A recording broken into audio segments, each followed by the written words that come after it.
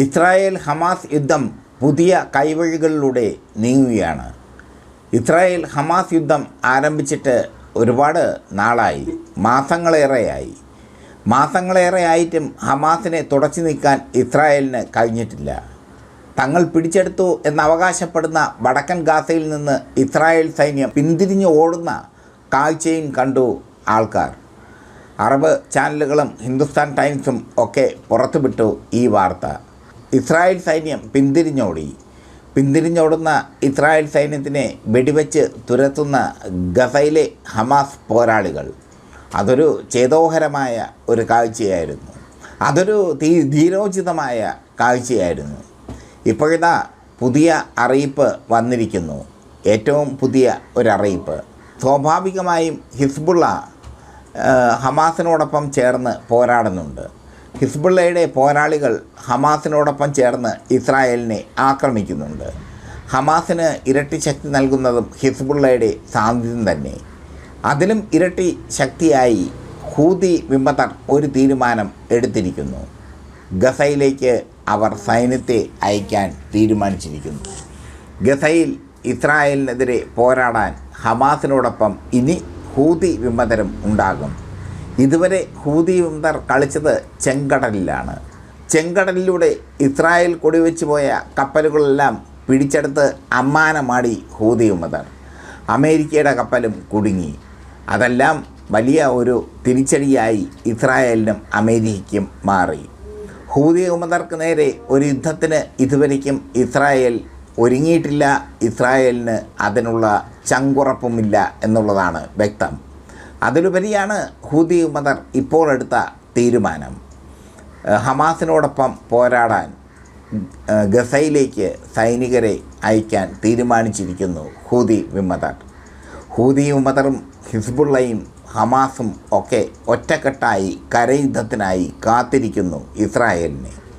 കരയുദ്ധത്തിന് ഇസ്രായേലിനെ തോൽപ്പിക്കാൻ ഹൂതി വിമതരുടെയോ ഹിസ്ബുള്ളയുടെയോ ആവശ്യമൊന്നും ഇല്ല ഹമാസിന്.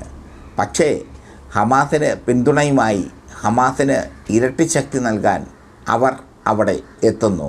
ഗാസയിൽ ഹൂതി വിമതർ. എപ്പോഴും ഇസ്രായേൽ ഭയപ്പെട്ടിരുന്ന, അല്ലെങ്കിൽ എപ്പോഴും അമേരിക്ക ഭയപ്പെട്ടിരുന്ന ഒരു സൈനിക വിഭാഗമാണ് ഹൂതി വിമതർ. യമൻ കേന്ദ്രമാക്കി പ്രവർത്തിക്കുന്ന സൈനിക വിഭാഗം. യമനിൽ അവർ ശക്തരാണ്, അതിശക്തരാണ്. യമനിലെ ഭരണകാര്യങ്ങൾ നിയന്ത്രിക്കുന്നത് പോലും അവരാണ്. ഈ സാഹചര്യത്തിൽ അവർ യുദ്ധക്കളത്തിലേക്ക് ഇറങ്ങുമ്പോൾ അത് സ്വാഭാവികമായും മറ്റ് ഒരുപാട് മാനങ്ങൾ ഉണ്ടാകുന്നു. യമൻ സ്വാഭാവികമായും യുദ്ധക്കളത്തിലേക്ക് ഇറങ്ങുന്നു എന്നതാണ് ഈ ഹൂതി വിമതർ യുദ്ധക്കളത്തിലേക്ക് ഇറങ്ങുമ്പോൾ ഉണ്ടാകുന്ന പ്രത്യേകത. എന്തായാലും ഹൂതി വിമതർ പറഞ്ഞിരിക്കുന്നു, തങ്ങൾ ഹമാസിനോടൊപ്പം പോരാടാൻ തീരുമാനിച്ചിരിക്കുന്നു. ഹൂതി വിമതരെ ഈ ഒരു തീരുമാനത്തിലേക്ക് എത്തിച്ചത് ഇസ്രായേൽ തന്നെയാണ്. അവിടുത്തെ അഭയാർത്ഥി ക്യാമ്പുകൾ, അവിടുത്തെ ആശുപത്രികൾ ഒക്കെ തകർത്തുകൊണ്ട് ഇസ്രായേൽ ജനങ്ങൾക്ക് മേൽ സംഹാരതാണ്ഡവമാടി.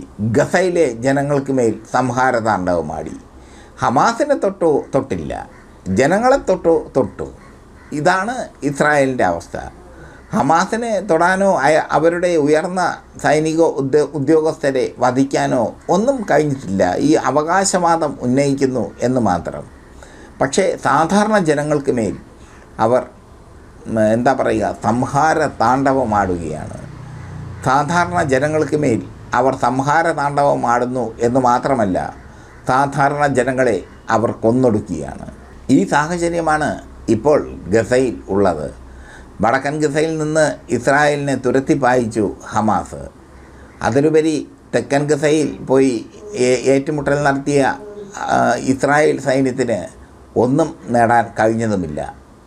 അവർ അവിടെ ഹമാസിന് മുമ്പിൽ മുട്ടിടിച്ച് നിൽക്കുകയാണ്. പല ഇസ്രായേലി സൈനികരും പിന്തിരിഞ്ഞ് ഓടിയിരിക്കുന്നു. പിന്തിരിഞ്ഞ് സ്വന്തം നാട്ടിലേക്ക് പോകാൻ അവർ ആഗ്രഹിക്കുന്നു. സ്വന്തം നാട്ടിലേക്ക് പിന്തിരിഞ്ഞു പോയി ജീവൻ്റെ രക്ഷയ്ക്കായി അവർ ആഗ്രഹിക്കുന്നു. ഈ സാഹചര്യത്തിലാണ് ഹൂതി വിമതർ നിർണായകമായ പ്രസ്താവന അതിനിർണായകമായ പ്രസ്താവന നടത്തിയിരിക്കുന്നത് തങ്ങൾ ഗസയിലേക്ക് ഹമാസിനോടൊപ്പം യുദ്ധം ചെയ്യാൻ ഇപ്പോൾ ഹിസ്ബുള്ളയുണ്ട്, ഇസ്ലാമിക് ജിഹാദുണ്ട്, അതിനൊപ്പം ഹൂതി വിമതരും കൂടി ചേരുമ്പോൾ ഇസ്രായേൽ ഒരുപാട് കടുക്കും. ഗസയിൽ ഇപ്പോൾ തന്നെ കടുത്ത് നിൽക്കുകയാണ്. ഗസയിൽ നിന്ന് പിന്തിരിയാൻ ഒരു ഓർഡർ കിട്ടിയാൽ ഇസ്രായേൽ സൈന്യം ഒളിക്കും. ആ ഘട്ടത്തിലാണ് ഇസ്രായേൽ സൈന്യം ഇപ്പോൾ എത്തി നിൽക്കുന്നത്. മാത്രമല്ല, ഈ ഒളിക്കുന്ന ഇസ്രായേൽ സൈന്യത്തെ സസ്പെൻഡ് ചെയ്യുകയാണ് ഇപ്പോൾ നെതന്യാഹു. കാരണം അവിടെ നിന്ന് ഒളിക്കുന്നത് ഭീരുത്വമാണെന്നും അതുകൊണ്ട് അവരെ സസ്പെൻഡ് ചെയ്യുന്നു എന്നുമാണ് നെതന്യാഹു പറഞ്ഞിരിക്കുന്നത്. ഒളിക്കുന്നത് ഭീരുത്വമല്ല, ഒരു ജീവിതം രക്ഷിക്കാൻ വേണ്ടിയുള്ള ഒളിക്കലാണ്. എന്തായാലും ഹൂത്തികൾ തകർത്തിരിക്കുന്നു. ചെങ്കടലിൽ ഇസ്രായേലിൻ്റെയും അമേരിക്കയുടെയും കപ്പലുകൾ റാഞ്ചിക്കൊണ്ടു പോകുന്നു അവർ. ചെങ്കടലിൽ ഇസ്രായേലിൻ്റെയും അമേരിക്കയുടെയും കൊടിവച്ച കപ്പലുകൾ തകർത്ത് തരിപ്പണമാക്കുന്നു അവർ. അതിലെല്ലാം ഉപരിയാണ് അവർ സൈനിക ശേഷിയിൽ അല്ലെങ്കിൽ സൈനിക ശക്തി കൊണ്ട് ഹമാസിനെ പിന്തുണയ്ക്കുന്നത്. ഹമാസിനെ ഹൂതി ഉമ്മതർ പിന്തുണയ്ക്കുന്നതിലൂടെ പുതിയൊരു യുദ്ധമുഖം തുറക്കുകയാണ്. യുദ്ധത്തിന് പുതിയ അന്തരാർത്ഥങ്ങൾ ലഭിക്കുകയാണ്. യുദ്ധം ചോര കൊണ്ടുള്ള കളിയാണ്. യുദ്ധം മനുഷ്യമാംസം ചിന്നിത്തറിക്കൊണ്ടുള്ള കളിയാണ്. ആ കളിയിൽ ഇസ്രായേൽ ഇതുവരെ വ്യോമ ആക്രമണം നടത്തി വിജയിച്ച് നിന്നു. പക്ഷേ ഇപ്പോൾ ഇസ്രായേലിനെ വളഞ്ഞിട്ട് അടിക്കുകയാണ് ഹിസ്ബുള്ളയും ഹൂതി ഉമ്മതരും ഇസ്ലാമിക് ജിഹാദും എല്ലാം. ഏറ്റവും ഒടുവിൽ ഇസ്രായേലിനെ ഏറ്റവും കൂടുതൽ തകർത്തിരിക്കുന്നത് ഹൂതി ഉമ്മതരുടെ പ്രസ്താവനയാണ്. തങ്ങൾ ഹമാസിനോടൊപ്പം ചേർന്ന് പോരാടുന്നു. തീരുമാനിച്ചു കഴിഞ്ഞു ഹൂതി ഉമ്മതർ.